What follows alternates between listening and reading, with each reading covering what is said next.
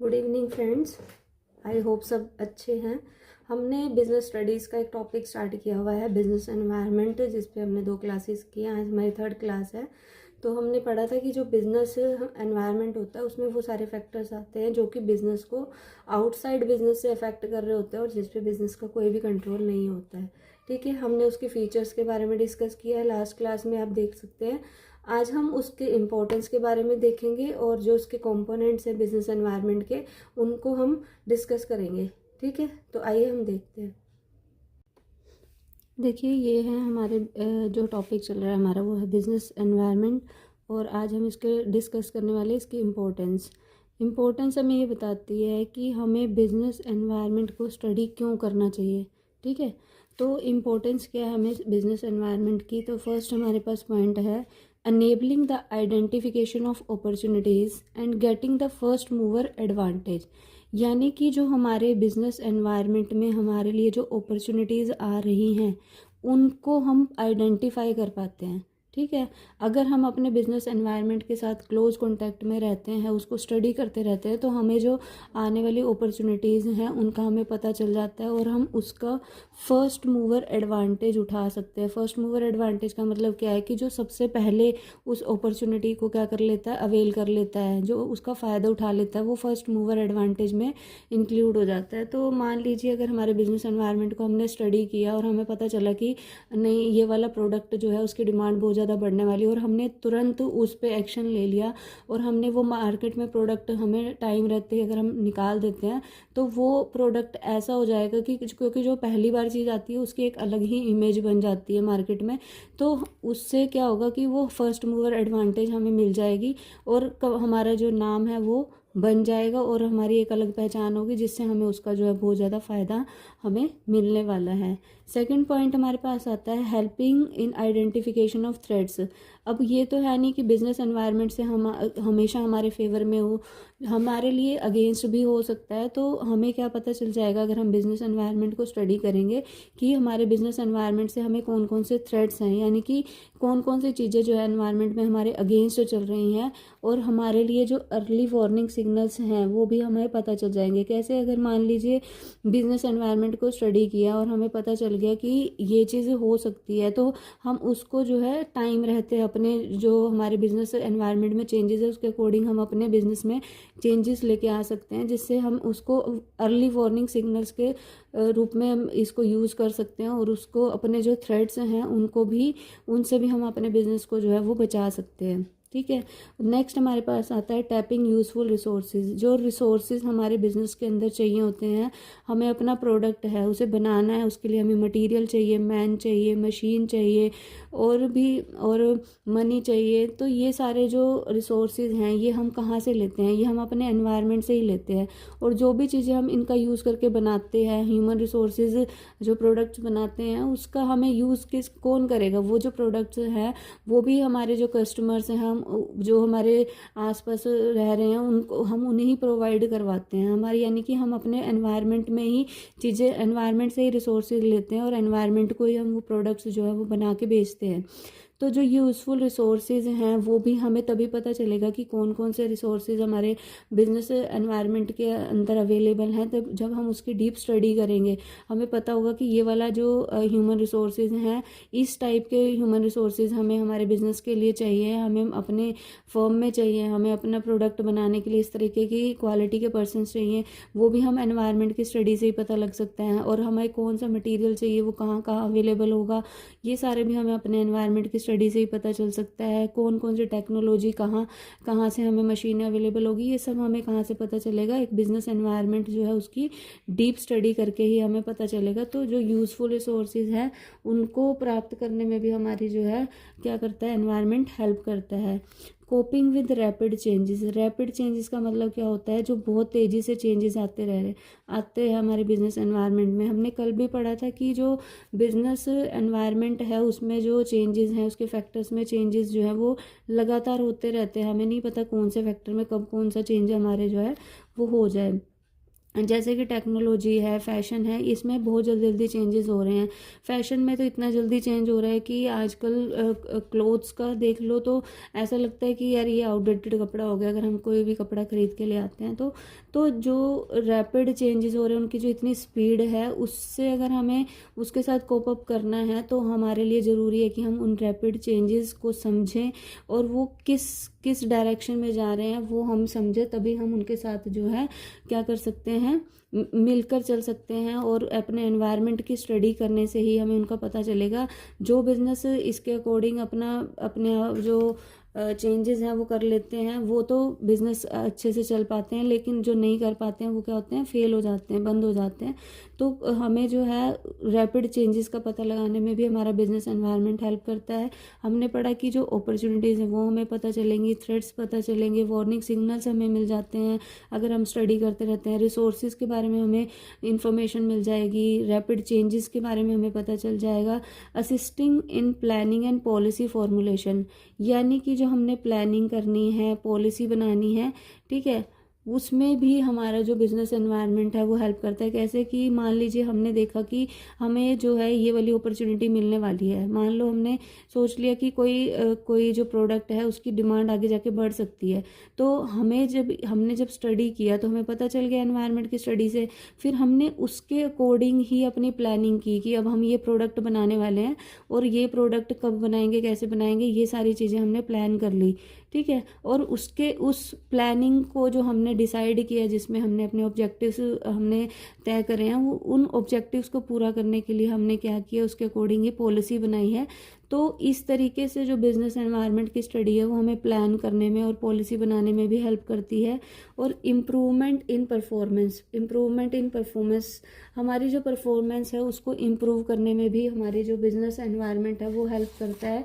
क्योंकि जो बिज़नेस जो है अपने एनवायरनमेंट में हो रहे चेंजेस के साथ नहीं चल पाते हैं, वो उसमें जो है वो पीछे रह जाते हैं, ठीक है। तो बिज़नेस एनवायरनमेंट को स्टडी करना बहुत ज़रूरी होता है और ये एक इम्पोर्टेंट है ताकि आप अपने प्रेजेंट और फ्यूचर में इम्प्रूव कर सकें, ठीक है। तो हमने अभी पढ़ा कि जो हमारा एनवायरनमेंट है उसकी इंपॉर्टेंस क्या है, क्यों हमें बिजनेस स्टडी करना चाहिए, हमें अपॉर्चुनिटीज़ का पता चलता है, फर्स्ट मूवर एडवांटेज हमें मिल जाती है, थ्रेट्स का पता चलता है, वार्निंग सिग्नल्स हमें मिल जाते हैं, रिसोर्सेज का पता चलता है, रैपिड चेंजेस से हम कोप अप कर सकते हैं, प्लानिंग पॉलिसी फॉर्मुलेशन में हमें हेल्प करता है और हमारी एट लास्ट हमें हमारी परफॉर्मेंस में इम्प्रूव करने में हमारी मदद करता है। अब हम एक जो बिज़नेस एनवायरनमेंट का जो टॉपिक है, डायमेंशंस और कंपोनेंट्स ऑफ बिज़नेस एनवायरनमेंट, उसको स्टडी करेंगे। कंपोनेंट्स ऑफ बिज़नेस एनवायरनमेंट में हमारे पास क्या क्या है, हमने पढ़ा था कि जो हमारा बिज़नेस होता है उसमें कुछ फैक्टर्स इंटरनल भी होते हैं और कुछ एक्सटर्नल भी होते हैं। तो हम इसके कंपोनेंट्स को दो पार्ट्स में डिवाइड कर सकते हैं। कुछ हमारे क्या होंगे, इंटरनल होंगे और कुछ हमारे क्या होंगे, एक्सटर्नल होंगे। सबसे पहले हम ले लेते हैं इंटरनल एनवायरनमेंट, ठीक है। इंटरनल का मतलब क्या होता है, आंतरिक, जो कि एक बिजनेस के अंदर का एनवायरनमेंट है उसे हम इंटरनल एनवायरनमेंट बोल सकते हैं। नेक्स्ट है हमारे पास एक्सटर्नल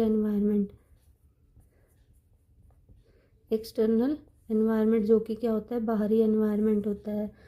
इंटरनल एनवायरनमेंट में हमने पढ़ा था कि जो इंटरनल एनवायरनमेंट में है उसमें क्या क्या हमारे पास आए थे, हमारे बिजनेस के जो ऑब्जेक्टिव्स हैं वो हमारे इंटरनल एनवायरनमेंट में होते हैं, क्योंकि ये हमारे कंट्रोल में, हम अपने ऑब्जेक्टिव्स खुद तय करते हैं। हमारी जो पॉलिसीज़ हैं वो भी हमारे इंटरनल एनवायरनमेंट में आती हैं, ठीक है, क्योंकि ऑब्जेक्टिव्स को पूरा करने के लिए पॉलिसीज़ बनाई जाती है, तो ये भी हमारे इंटरनल एनवायरनमेंट में आएगी। ऑर्गेनाइजेशन का जो स्ट्रक्चर है, हमारा ऑर्गेनाइजेशन किस तरीके का होगा, उसमें कौन कौन से डिपार्टमेंट होंगे, उनमें किस किस तरीके का आपस में रिलेशन होगा, कौन सुपीरियर होगा, कौन सबॉर्डिनेट होगा, ये सब डिसीजन जो है वो ऑर्गेनाइजेशन स्ट्रक्चर में भी हम अपनी ऑर्गेनाइजेशन के अंदर ही लेते हैं बिजनेस के। मैनेजमेंट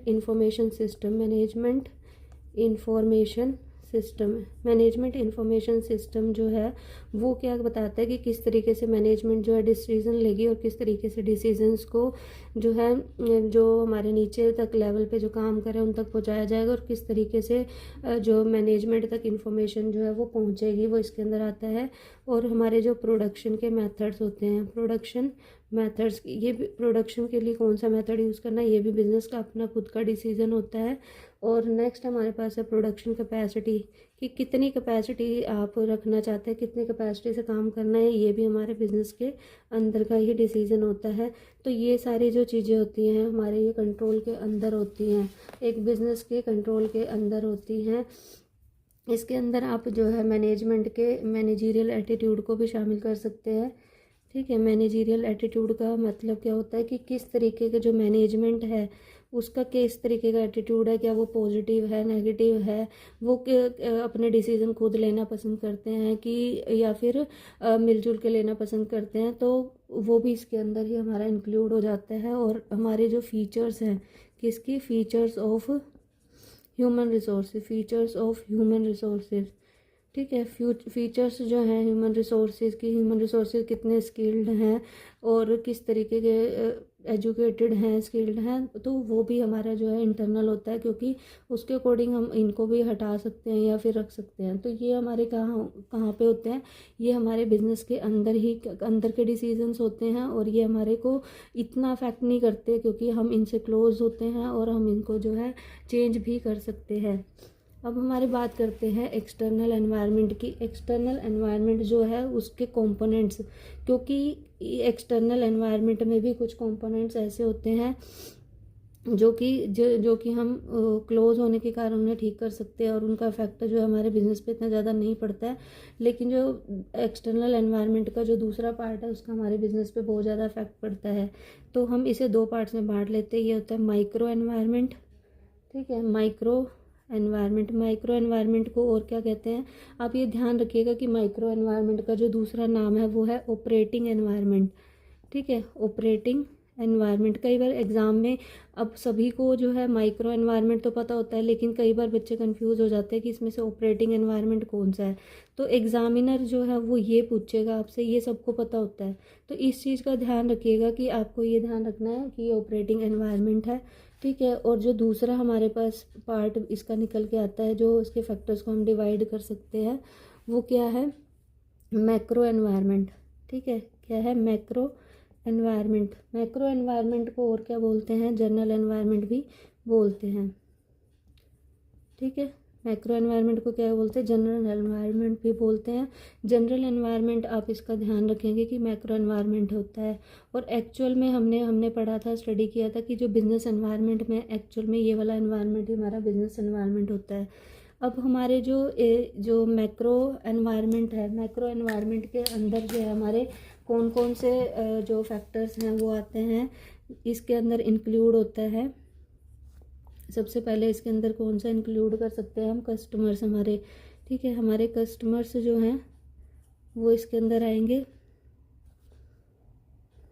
हमारे क्या होंगे, कस्टमर्स। हमारे जो कस्टमर्स हैं वो इसके अंदर आते हैं।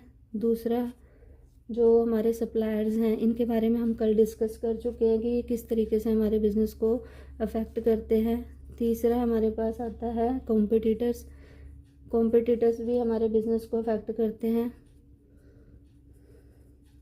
चौथा है हमारे पास मार्केटिंग इंटरमीडियरीज, जो कि हमारे जो बीच में काम करने वाले होते हैं, जो हमें मटेरियल पहुंचाते हैं हमारे तक, और जो एजेंट्स वगैरह होते हैं वो इसके अंदर आते हैं। मिडल मैन जो होते हैं सारे वो इसके अंदर आते हैं। ठीक है, तो ये सारे फैक्टर्स जो हैं वो हमारे बिजनेस को क्या करते हैं, अफेक्ट तो करते हैं, लेकिन ये क्या होते हैं, हमारे बिजनेस के बिल्कुल करीब होते हैं और हर बिज़नेस को अलग अलग तरीके से अफेक्ट करते हैं। जैसे कि एक बिज़नेस है, उसके बहुत सारे कस्टमर्स हो सकते हैं, जैसे कि हाउस होल्ड कस्टमर्स हो सकते हैं। ठीक है, हाउस होल्ड कौन से होते हैं, जैसे कि हम लोग घर पे जैसे जो हम सामान यूज़ करते हैं उनको बेच सकते हैं वो कुछ, और जो क्या कहते हैं, इंडस्ट्री भी हो सकती है, गवर्नमेंट भी हो सकती है। जो कस्टमर है, ऐसा तो नहीं है कि गवर्नमेंट को जरूरत नहीं पड़ती, गवर्नमेंट को भी तो डिफरेंट चीज़ें करनी पड़ती है, उसके लिए कस्टमर्स की ज़रूरत पड़ती है। सप्लायर्स है, हमारे जो सप्लायर्स हैं वो भी हमारे बिज़नेस को अफेक्ट करते हैं। मान लीजिए हमारे कस्टमर जो हैं वो थोड़े से ही कस्टमर हैं और वो किसी कारण से जो है हमारे बिज़नेस से सामान खरीदना बंद कर दें, तो क्या होगा कि हमारा जो है वो बिज़नेस ही ठप हो जाएगा, हम बंद हो जाएंगे। अगर हमारे सप्लायर्स थोड़े से होंगे तो क्या होगा, सप्लायर से मना कर दिया तो हमारा बिजनेस ख़त्म। ठीक है, तो हमें क्या करना चाहिए, डिफरेंट टाइप ऑफ कस्टमर्स और सप्लायर्स जो हैं उनसे कांटेक्ट रखना चाहिए। और जो हमारे कॉम्पिटिटर्स हैं, मान लीजिए हमारे कॉम्पिटिटर्स हैं, वो क्या किया उन्होंने, वो अलग तरीके की पॉलिसीज़ अपनी बना लेते हैं, प्रमोशन स्कीम से चला देते हैं, गिफ्ट्स वगैरह दे देते हैं। तो इससे क्या होगा कि हमारे जो कॉम्पिटिटर्स हैं वो भी हमारे बिजनेस को क्या करते हैं, अफेक्ट करते हैं। मार्केटिंग इंटरमीडियरीज में हमारे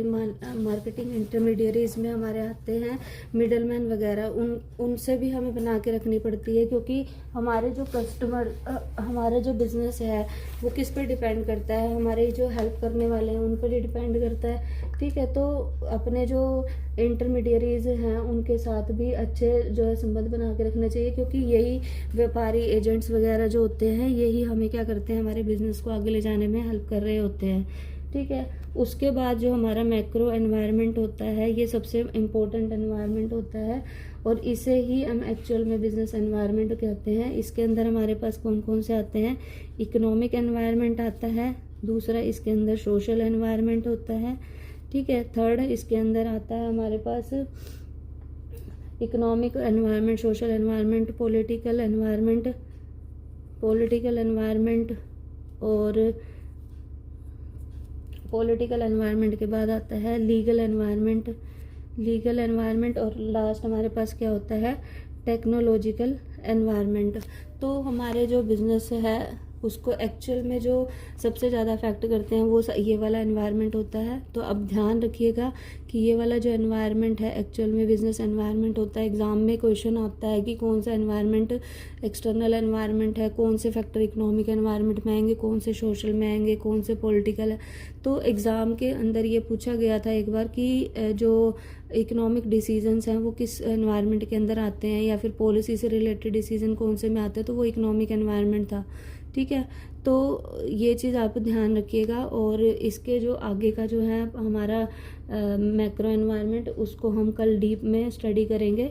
ठीक है, अपना ध्यान रखिएगा। और अगर कोई भी डाउट है और आपको अगर किसी भी तरीके से कोई भी प्रॉब्लम आ रही है तो आप कमेंट कर सकते हैं, और कोई सजेशन देना चाहते हैं तो वो भी दे सकते हैं आप।